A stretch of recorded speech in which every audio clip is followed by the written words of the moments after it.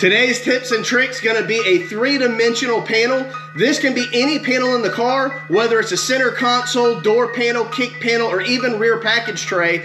It's gonna give you the ability to make a 3-dimensional panel with a full insert with great pressure fit without using a router, and this is how we're gonna do it.